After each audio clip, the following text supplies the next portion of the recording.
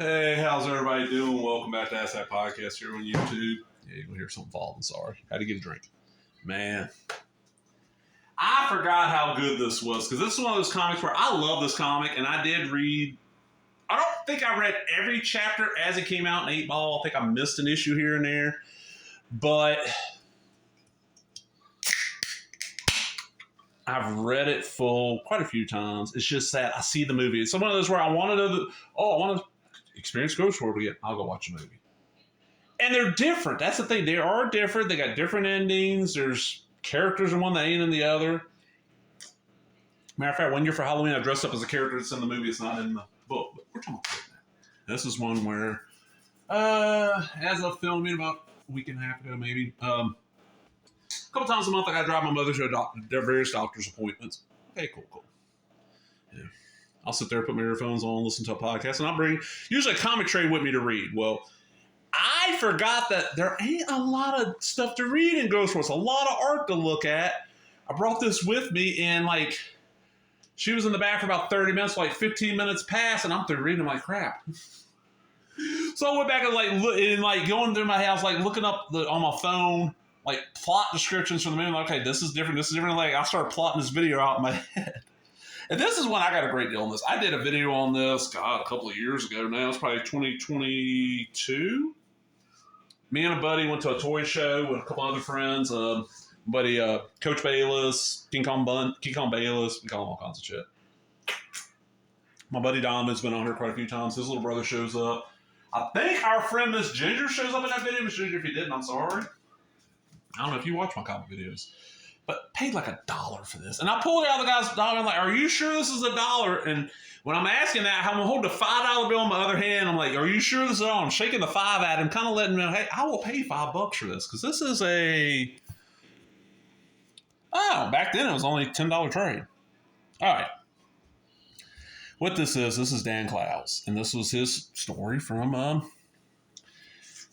8 Ball. And the way I described it is if two side characters, if Archie comics were set in the modern era when this comic came out, which was the 90s. If two of the side characters in Archie got a title where it shows what they did after high school. Like Midge and... who would be Rebecca be? Rebecca would be... I can't think of another blonde, really, and the Archie Midge is perfect for Enid. All right, here we go. No one has their eye or ear focused on you as acutely as Dan Clowes says vote. For once in a comic story, people are portrayed as they really act and talk, says the Washington Post. The funniest comic ever, The Face. The world looks different after you've read Clowes, so closely observe it can alter your perceptions, Daily Telegraph. Those interested in comics art potential, Clowes' work offers an exciting literary possibilities. Time, a classic ID. A rich, complex feature film in its own right, brilliant, The Guardian. That's about the film, not the book. Beautifully drawn with subtle, convincing storylines, a classic portrait of teen life. Time out. Beautiful, hilarious, strange, and quietly moving. Flux. Was Flux magazine still around back then? Okay. Clowes spells out the realities of teen angst as powerful and authentically as Salinger. Visuals hilarious, melancholic, graphic novel Newsweek. A classic, says the Onion. Now, major motion picture or movie directed by Terry Zwigoff, starring Thor Birch and Scarlett Johansson. Yes, Scarlett Johansson, for sure, is really known as Steve Buscemi, Brad Renfro, who's dead now, Lena Douglas, MGM United artist. And there's so much that's in that ain't in this, but oh well, let's get into it. And I'll give this, Thor Birch looks enough like Enid, it works. So, and it's basically the story of these two girls. They finish high school and they're trying to figure out what they want to do with their life. Yeah, I totally get that. And this was 96 and 93, 94, 95, 96, and 97. God, and there's only 8 chapters. Edition's 98, Fantagraphics, and this is the 8th softcover. Oh, this is from 2002.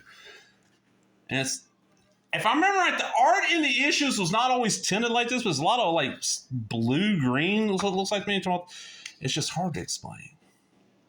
The Satanist. And this is basically Buscemi's character, but he's called something else. And this is Enid trying to... Oh, that's my bookmark in here. That's why that's looking here. Enid trying to sell some stuff to make some money, and a friend from school. And it's just...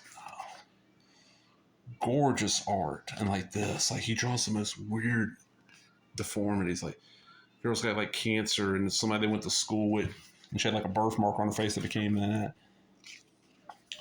And I love this, the xenophobia. Like they live in a town big enough that in this time frame it supported a zine shop. And she realized Dan Clowes is coming, so she's gonna go meet Dan Clowes. And turns out like there's Dan draws himself and look, he looks all skeevy and shit. Or when she talks her buddy into going into the sex shop and she buys like this rubber bat mask that's like infamous from the oh god, all the magazines she's looking at.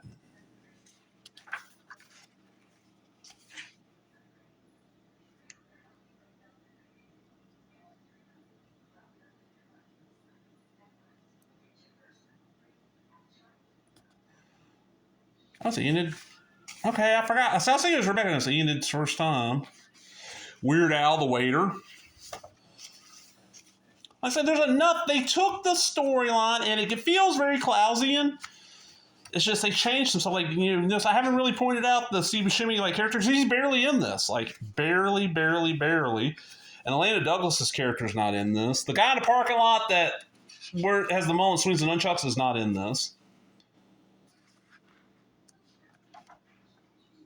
And then it ends kind of like the book, the magazine, the movie.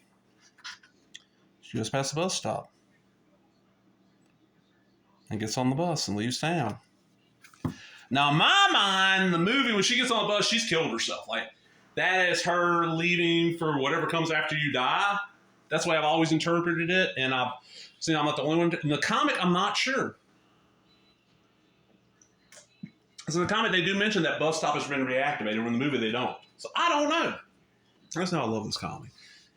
Yeah, this is one of those where this is one I would give to people that say they're not in the comics. Okay, you talking about cape shit.